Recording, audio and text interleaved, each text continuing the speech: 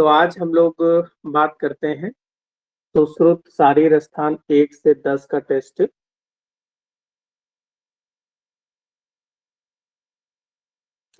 तो सबसे पहले हम लोग बात करते हैं मर्म से संबंधित कौन सा कथन सत्य नहीं है। तो ऑप्शन पढ़ते हैं कि सभी आचार्यों ने मर्म की संख्या 107 बताई है। सही है, क्योंकि सभी आचार्यों ने मर्म की संख्या 107 बताई है। सुश्रुत के अनुसार धमनी मर्म की संख्या 9 है। ये गलत है, क्योंकि धमनी मर्म की संख्या 9 वाग्भट ने बताई है, अष्टांग हृदय ने बताई है। जबकि वाग्भट के अनुसार स्नायु मर्म की संख्या 23 है। सही है। ऊर्ध्व जत्रुगत मर्मों की संख्या 37 है। ये भी ठीक है। नेक्स्ट, निम्न में से संधि मर्म कौन सा है। तो संधि मर्म शंख, अपांग, गुदा, आवर्त। आवर्त जो होता है ये संधि मर्म है। गुदा जो होता है मांस मर्म होता है। वक्षो मर्म, वक्षो मर्म कहने का मतलब होता है ऐसे मर्म जो चेस्ट एरिया में होते हैं, वो वक्षो मर्म कहलाते हैं। 8 इनकी संख्या होती है। तो कौन सा वक्षो मर्म नहीं होता है। तो इसमें बृहति जो होता है ये वक्षो मर्म नहीं है, क्योंकि ये स्कैपुला के पीछे एंगल नीचे की साइड में होता है बृहति मर्म। अपलाप, अपस्तंभ और स्तन रोहित, ये तीनों जो है वक्ष प्रदेश में होते हैं, इनको वक्षो मर्म कहा जाता है। कालांतर प्राणहर मर्म होते हैं। तो कालांतर प्राणहर मर्म सौम्य और आग्नेय होते हैं। नेक्स्ट उसके आगे देखें।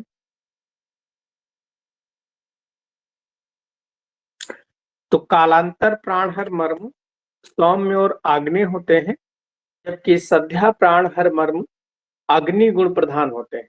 तो अग्नि गुण वाला सध्या वाला हो जाएगा। और वायव्य जो होता है ये विसंलग्न, विसंलग्न मर्म वायव्य होता है। और आग्नेय और अग्निगुण कालांतर प्राण है। नेक्स्ट, चक्षुष्य, वृष्य, केश, कंठ, वर्ण, विरजनी, रोपणी, ये मधु, यष्टि मधु के बारे में कहा गया है। यष्टि मधु आंखों के लिए, वृष केश बालों के लिए, गले के लिए, वर्ण के लिए, विरजनी और रोपणी का कार्य करता है। और मधु का वर्णन महाकसाय में चरक ने सबसे ज्यादा बार 11 बार महाकसाय में वर्णन किया है, 11 महाकसायों में, जबकि ये अग्रे का क्वेश्चन है।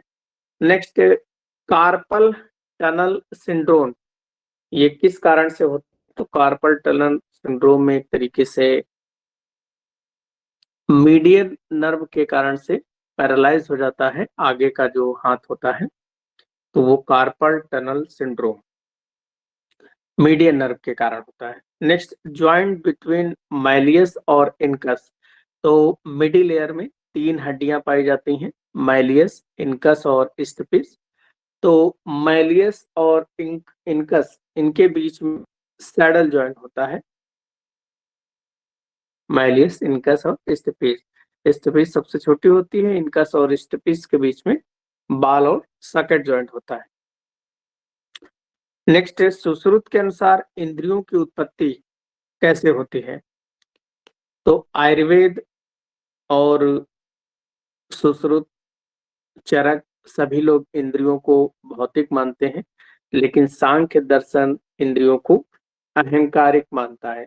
सृष्टि उत्पत्ति क्रम में सुश्रुत ने इंद्रियों को हालांकि अहंकारिक ही माना है, क्योंकि अहंकार में वैकारिक और तेजस, इनके मिलने के कारण से ही इंद्रियों की उत्पत्ति बताई है सुश्रुत ने।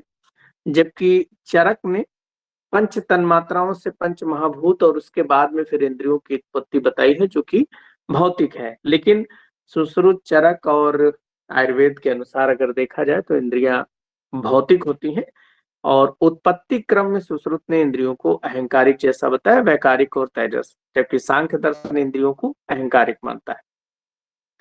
नेक्स्ट, तितिक्षा किस प्रकार मन के लक्षण होता है? तो तितिक्षा सात्विक मन का लक्षण होता है। नेक्स्ट, जल महाभूत में प्रधान होता है, तो जल महाभूत सत्व और तम प्रधान होता है। नेक्स्ट, संडत्य अल्प सुकृता, तो ये विटप मर्म के आघात होने के कारण से होता है। नेक्स्ट, स्तन रोहित मर्म पर विद्ध होने से कौन सा लक्षण प्राप्त होता है? तो स्तन रोहित मर्म जो होता है इसमें वातपूर्ण कोष्ठया काश श्वास, ऑप्शन बी वातपूर्ण कोष्ठतया काश श्वासाभाम, तो ये स्तन रोहित की वजह से होता है। नेक्स्ट, सिंग्राटक मर्म का प्रमाण कितना होता है? श्रृंगाटक मर्म स्वापाणी तल, आपके जो हाथ की हथेली होती है उस हाथ की हथेली के प्रमाण के बराबर श्रृंगाटक मर्म होता है। इसके अलावा गुल्फ और मणिबंध जो होते हैं 2 अंगुल प्रमाण के, जानू और कूपर मर्म 3 अंगुल प्रमाण के, और बिटप, कच्छधर, पार्श्व संधि, पूर्वी, स्तनमूल, कूर्च सिर 1 अंगुल प्रमाण के होते हैं। और स्वापाणी तल प्रमाण में नीला, मन्या, मातृका, सीमांत, नाभि, श्रृंगाटक, हृदय, बस्ती, गुद, कूर्च, ये सब पाणी तल प्रमाण में होते हैं। और डलहड़ ने पाणी तल का मतलब 4 अंगुल माना है, और शेष जितने भी होते हैं वो सभी के सभी आधा अंगुल प्रमाण में होते हैं।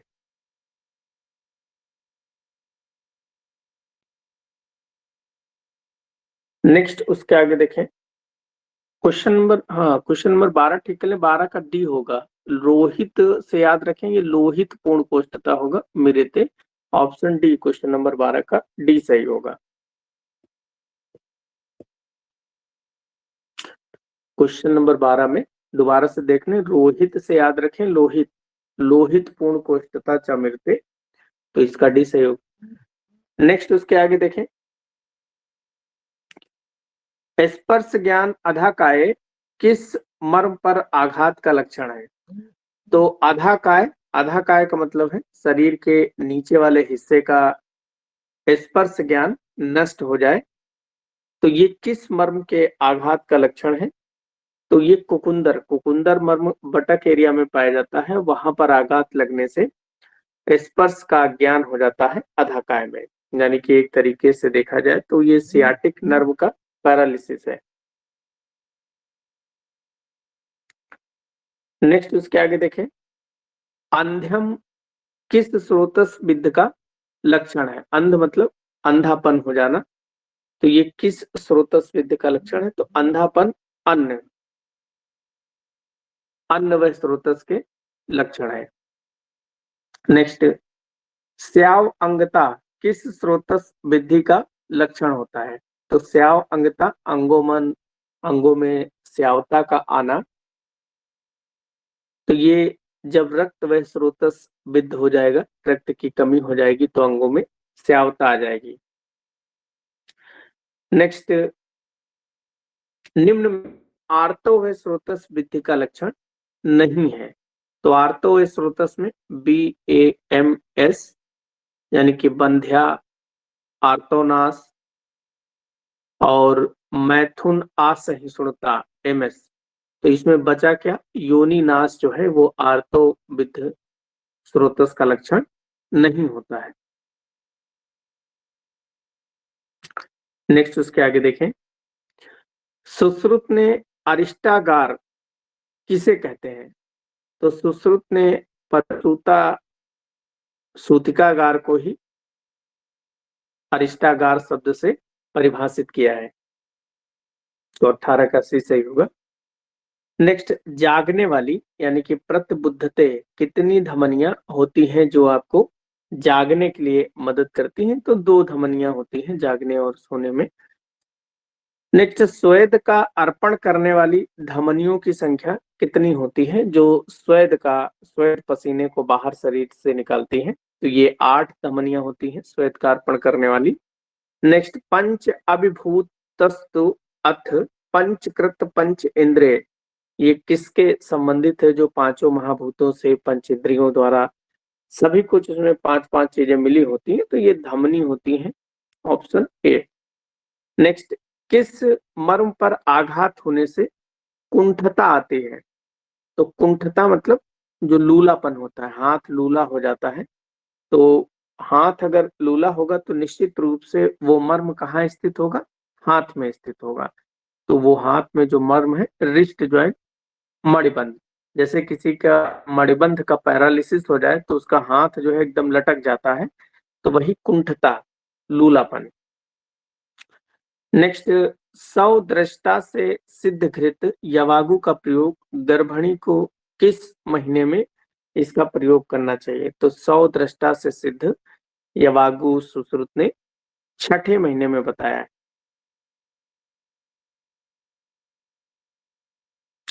नेक्स्ट, मुक्त हृदय बंधन किसका लक्षण है? जब बच्चे की जो नाभि नाल है, जो उसकी प्लेसेंटा है, वो डीअटैच होना शुरू हो जाए तो उसे मुक्त हृदय बंधन कहते हैं। और ये लक्षण प्रजायनी का होता है जब डिलीवरी होने वाली होती है, ऑप्शन बी। नेक्स्ट, अकाल प्रवाहन करने से कौन सा योनि व्यापक हो जाता है? तो अकाल प्रवाहन करने से कर्णनी नामक योनि व्यापक हो जाती है, अकाले प्रवाहन से कर्णनी। नेक्स्ट, सही मिलान करना है। एक तरफ मर्म है और एक तरफ मर्म की संख्या है, तो इसमें क्षिप्र मर्म संख्या में 4 होते हैं, 2 पैर में 2 हाथ में, तो 4 हो गए। बिटप मर्म संख्या में 2 होते हैं, टेस्टिस के दोनों तरफ होते हैं। अधिपति अधिपति मर्म 1 होता है, जहां बाबा जी अपनी चोटियां रखते हैं, पंडित जी, तो वो चोटियां जहां से निकलती है उसे ही अधिपति मर्म कहते हैं। और वक्षो मर्म अभी हम लोगों ने पीछे पढ़ा, संख्या में 8 होते हैं, तो इसमें ऑप्शन बी सही होगा। नेक्स्ट, भेल के अनुसार शुक्र दोषों की संख्या कितनी है? तो चरक सुश्रुत ने तो 11 बताया, भेल ने 7 बताया और बाकी सभी आचार्यों ने 8 बताया, तो ऑप्शन यहाँ पर सी सही होगा।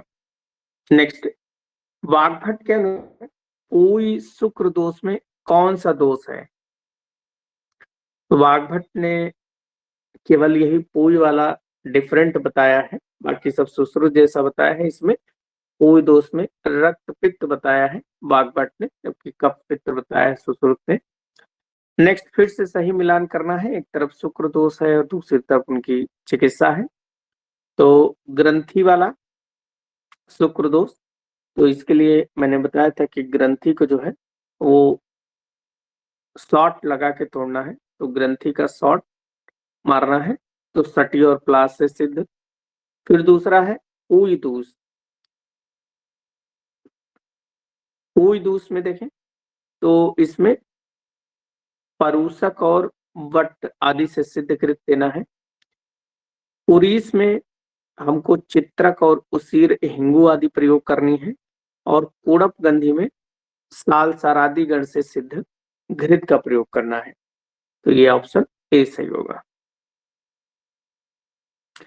नेक्स्ट, सुश्रुत के अनुसार शुद्ध शुक्र के लक्षण क्या है?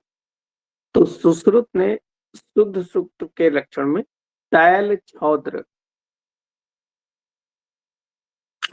छौद्र निभम बताया है, जबकि वाग्भट ने घृत तैल छौद्र तीनों बताए हैं। सुश्रुत ने चरक ने स्फटिकाभ्याम कहा है।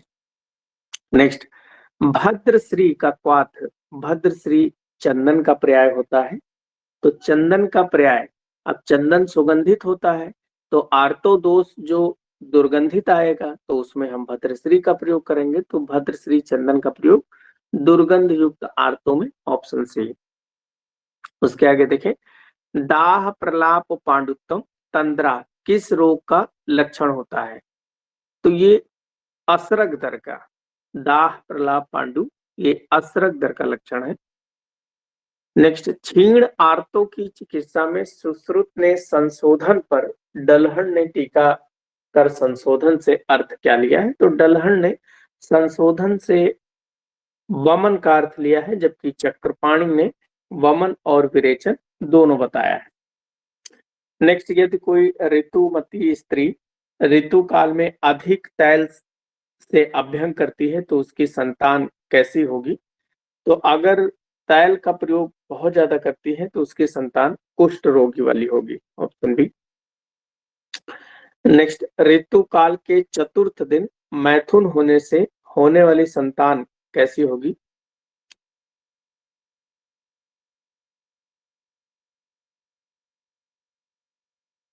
तो उसकी संतान चौथे दिन दीर्घायु होगी, सी।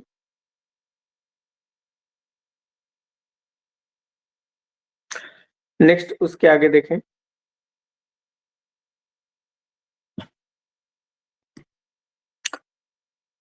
पुंसवन कर्म हेतु लक्ष्मण को दूध में पीसकर उसकी कितनी मात्रा का प्रयोग करते हैं? तो पुंसवन संस्कार के लिए 1 या 2 बूंद को नाक में डालना चाहिए, तो ऑप्शन सी। उसके आगे, यदि शुक्र का वर्ण मधु के समान हो तो उत्पन्न होने वाली संतान कैसी होगी? तो मधु शहद जो होता है, अगर उसका कलर देखें तो काले रंग के हल्का होता है, तो इसीलिए श्याम वर्ण के संतान होगी, ऑप्शन बी। नेक्स्ट, सुश्रुत के अनुसार यमल की उत्पत्ति होती है।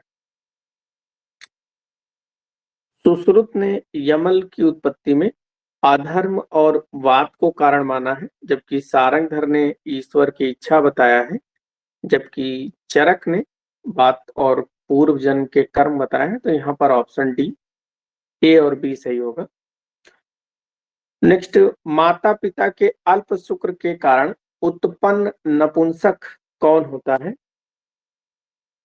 तो ये माता पिता के अल्प शुक्र के कारण उत्पन्न नपुंसक आसक्य होता है, ऑप्शन ए।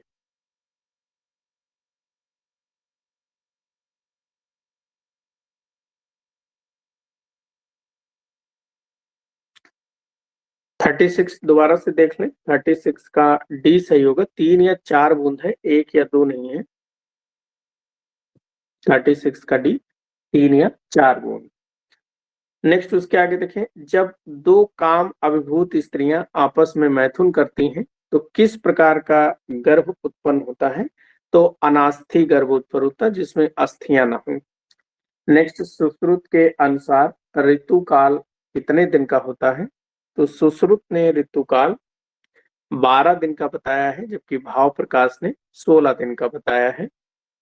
सुश्रुत के अनुसार रजो निवृत्ति काल कितना होना चाहिए? तो रजो निवृत्ति यानी कि 12 वर्ष से लेके शुरू होता है रज, और 50 वर्ष तक, तो ऑप्शन डी सही है। नेक्स्ट, ऋतुमती स्त्री का लक्षण नहीं है। तो ऋतुमती स्त्री का लक्षण स्तन चूचक कृष्णता, तो जो निप्पल वाला एरिया है उसका अत्यधिक काला हो जाना, तो ये लक्षण जो है वो सद्यो गृहीत गर्भ का है, सद्यो गृहीत गर्भ का है। जबकि पीन प्रसन्न वदना, नर कामा और प्री कथाम, ये तीनों लक्षण जो है वो ऋतुमती स्त्री के हैं। नेक्स्ट, सद्यो गृहीत गर्भ का लक्षण है रोम राजी उद्गम, अकस्मात छर्दी, शक्ति सदन या प्रसेक। तो सद्यो गृहीत में शक्ति सदन, ऑप्शन सी। नेक्स्ट, बुद्धि की उत्पत्ति किस माह में होती है? तो षष्ठे बुद्धि, छठे महीने में बुद्धि होती है। पंचमे मन प्रतिबुद्धर हो जाता है और छठे महीने में बुद्धि की उत्पत्ति होती है, 45 का बी।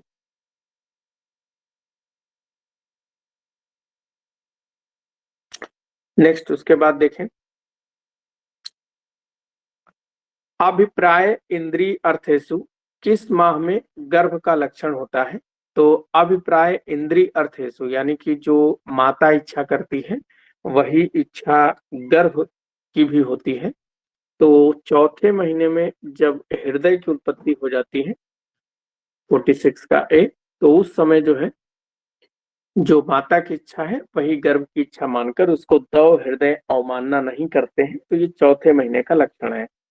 नेक्स्ट, गर्भिणी स्त्री को यदि गोधा का मांस खाने की इच्छा हो रही हो तो उसकी संतान कैसी होगी? तो गर्भिणी स्त्री अगर गोह का मांस खाने के तो उसकी संतान सुसुप्त, सोने वाली बहुत होगी। नेक्स्ट, किस माह में गर्भ में ओज अस्थिर हो जाता है? तो 8वें महीने में गर्भ में ओज अस्थिर होता है, इसीलिए 8वें महीने में प्रसव नहीं कराना चाहिए। नेक्स्ट, गर्भ की वृद्धि सुश्रुत ने किससे मानी है? तो सुश्रुत ने उप स्नेह से गर्भ की वृद्धि या गर्भ का पोषण बताया है, जबकि चरक ने उप स्नेह और उपस्वेद से बताया है। जबकि गर्भ का जो पोषण होता है उसमें न्याय अगर पूछा जाए तो केदारी कुल्या न्याय सही है।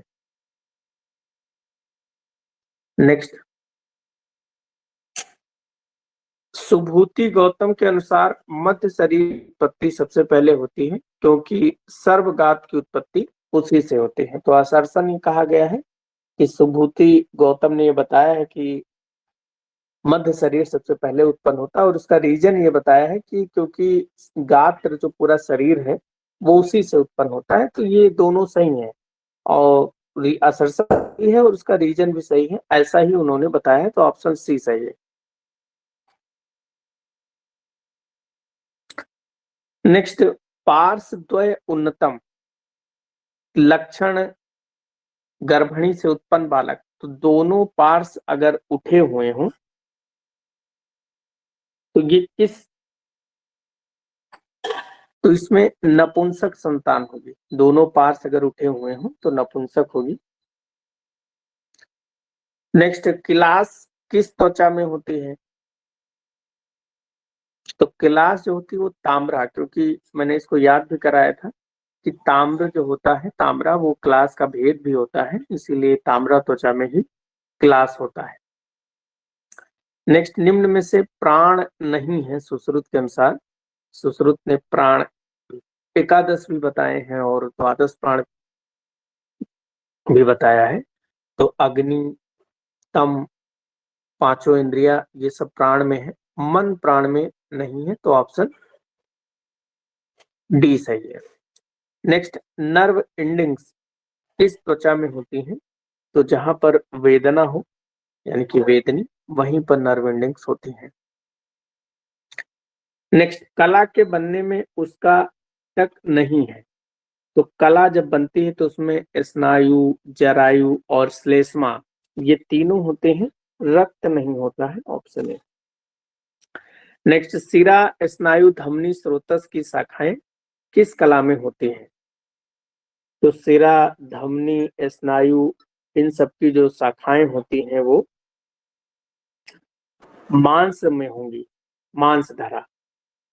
नेक्स्ट, शुद्ध मांस में रहने वाले स्नेह भाग को क्या कहा जाता है? तो जो शुद्ध मांस है उसमें रहने वाला स्नेह जो है चर्बी, जिसको आप लोग कहते हो वसा। मज्जा थी वो अस्थियों के अंदर भरी हुई होती है और मेद जो होता है वो मांस के साथ नहीं रहता। नेक्स्ट, सारंगधर के अनुसार चतुर्थ कला का नाम क्या है? तो सारंगधर ने चतुर्थ कला का नाम यकृत प्लीहा धरा कला, ऑप्शन डी। नेक्स्ट, सर्व शरीर व्यापनी कला कौन सी होती है जो पूरे शरीर में व्याप्त होती है? तो शुक्र धरा कला जो होती है वो सर्व शरीर व्यापनी होती है। फुफ्फुस की उत्पत्ति किससे होती है? तो फुफ्फुस जो है वो रक्त के मल भाग, रक्त के फेन भाग से उत्पन्न होती है, जो फेन ऊपर आ जाता है। ऑप्शन ए, रक्त के फेन भाग से फुफ्फुस की उत्पत्ति होती है। नेक्स्ट, मांस, असरक, कफ, मेद के प्रसाद भाग से किस अंग की उत्पत्ति होती है? तो मांस, असरक का मतलब रक्त, कफ और मेद, तो ये चारों की वजह से ब्रसण की उत्पत्ति होती है।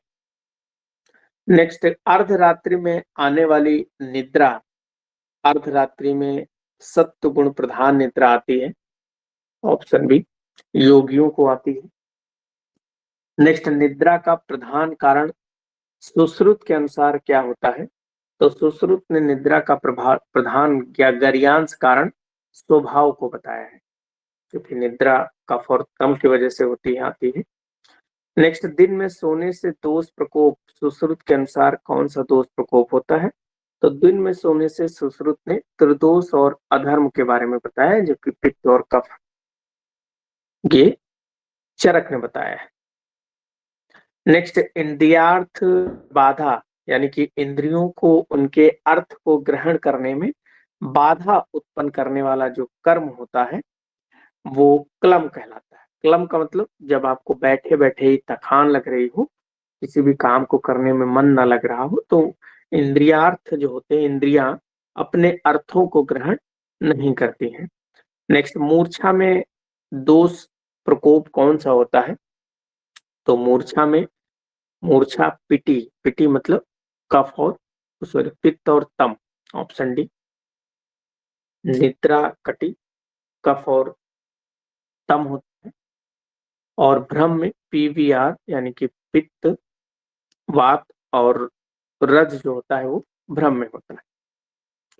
नेक्स्ट, दुर्भग किस प्रकृति का लक्षण है? यानी जिसके शरीर की जो विभाजन है वो प्रॉपर ना हो, तो ऐसा वात और पित्त दोनों प्रकृतियों में मिलता है, ऑप्शन ए। नेक्स्ट, व्यवस्थित आस से गति किस प्रकृति का लक्षण है? तो जिसका आस मतलब मुख की जो गति या मुख में जो फफोले वगैरह हमेशा पड़े रहते हैं, तो ये पित्त के कारण से पित्तज प्रकृति का लक्षण है। नेक्स्ट, नील केस किस प्रकृति का लक्षण होता है? तो नीले केस जो होते हैं वो उत्तम केस होते हैं, कफज प्रकृति में। संघात की संख्या कितनी होती है? तो संघात की संख्या सीमांत के बराबर। संघात और सीमांत 14-14 होते हैं।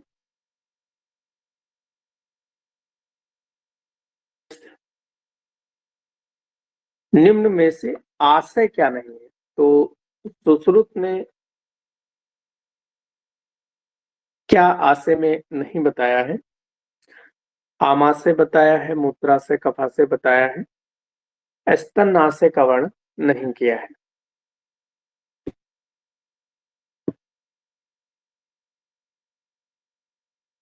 नेक्स्ट, गर्भ में विवर्धन का कार्य किस महाभूत के द्वारा किया जाता है? देखो, दो चीजें होती हैं गर्भ में विवर्धन, एक गर्भ में कोशिकाओं का विभाजन। तो विभाजन का कार्य करेगा वायु और विवर्धन का कार्य करेगा आकाश, क्योंकि दो सेल के बीच में जब खाली स्थान आता जाएगा तो वो सेल बढ़ती जाएगी, उनका साइज सेल का तो उतना ही रहेगा, लेकिन उनके बीच की दूरी बढ़ने की वजह से गर्भ का विवर्धन होगा, गर्भ बढ़ने लगेगा। आकाश महाभूत का काम है, वायु में विभाजन करना। नेक्स्ट, शाखा में अवैध सिराएं में से नहीं है। तो पूर्वी, जालधरा और लोहिताच, ये जो तीन है, ये शाखा में टोटल 16 सिराएं जो होती हैं वो अवैध होती हैं, जिसमें से ये तीन। और इसमें मातृका जो होता है वो शाखा में नहीं होता है, मातृका शिलाएं गले में होती हैं। नेक्स्ट, नेत्रों में वात वह सिराओं की संख्या कितनी होती है? तो नेत्रों में वात का वहन करने वाली 8 सिराएं होती हैं। नेक्स्ट, सुश्रुत के अनुसार श्रोणी अस्थियों की संख्या है। तो सुश्रुत ने श्रोणी में 5 अस्थियां बताई हैं, चरक ने 3 अस्थियां बताई हैं। तो इसमें सुश्रुत ने श्रोणी में 2 नितंब अस्थि, 1 भगस्थि, 1 गुदास्थि और 1 त्रिकस्थि। तो ऑप्शन सी सही है। नेक्स्ट, ऊर्ध्वजत्रुगत अस्थियों की संख्या कितनी है? तो अस्थियों की संख्या 300। तो उसमें ऊर्ध्वजत्रुगत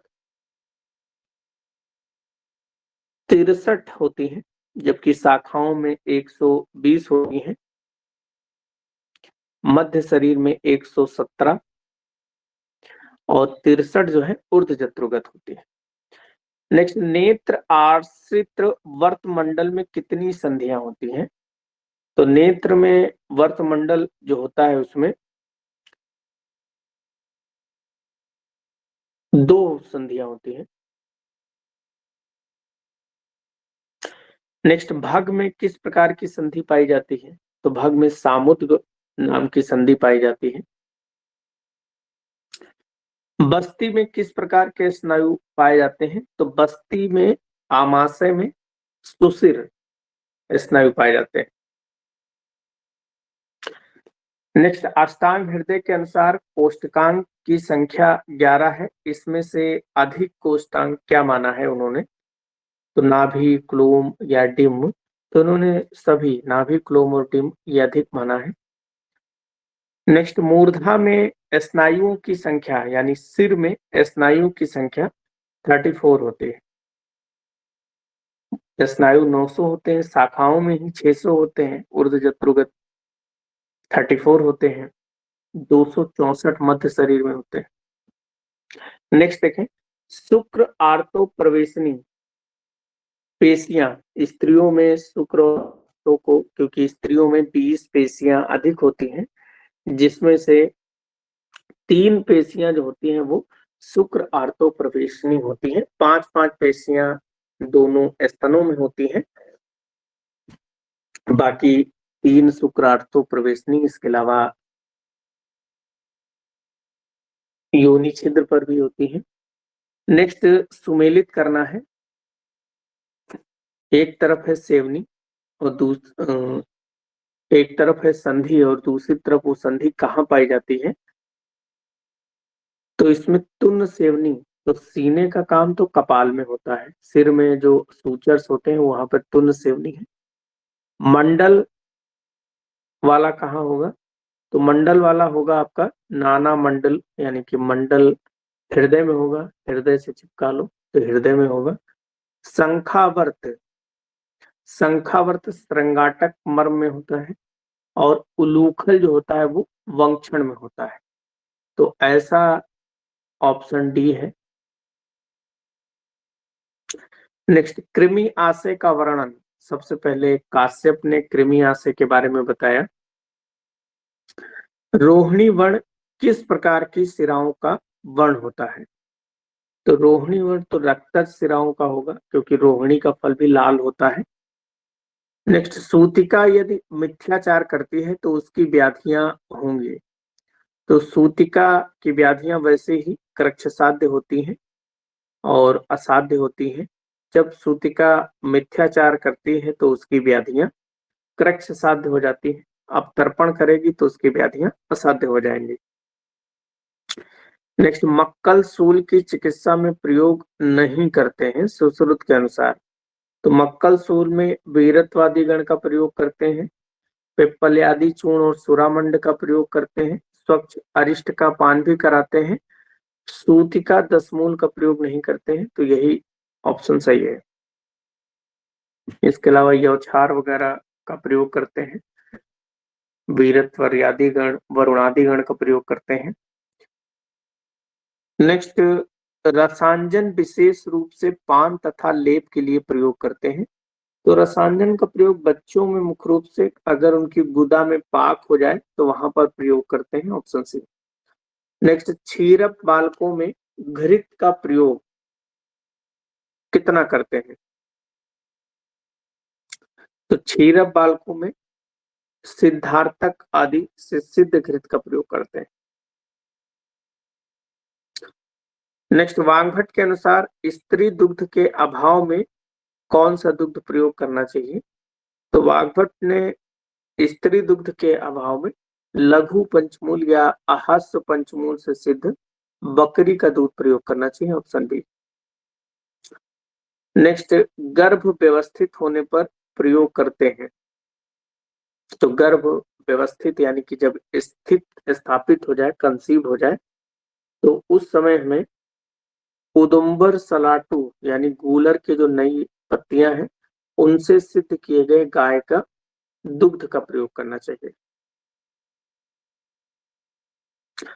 नेक्स्ट, श्रृंगाटक विष द्राक्षा किस माह को गर्भस्राव रोकने के लिए प्रयोग करते हैं? तो ये 7वें महीने में।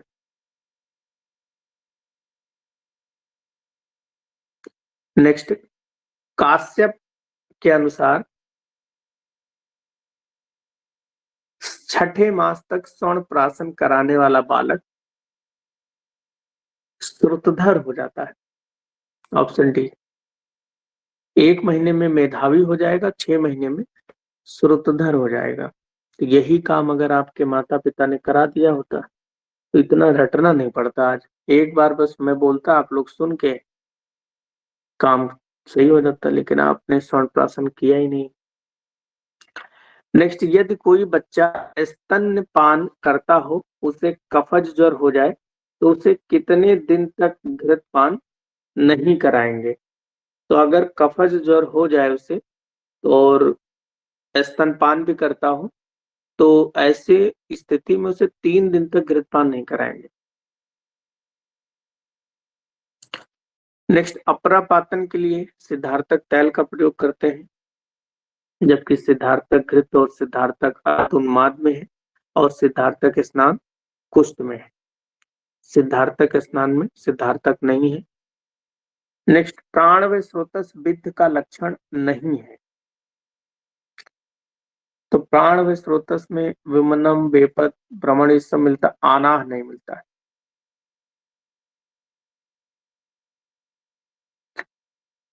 नेक्स्ट, अवगाढ़ में स्थित दोष में किस प्रकार का रक्तमोक्षण करते हैं?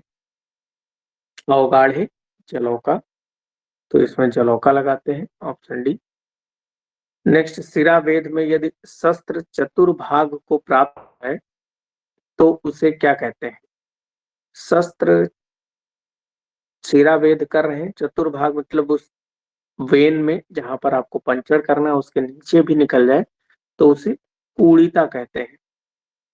नेक्स्ट, अग्नि कर्म के पूर्व, तो अग्नि कर्म के पूर्व पिच्छिल अन्नपान और रक्त मोक्षण के पूर्व जवागु का प्रयोग करते हैं।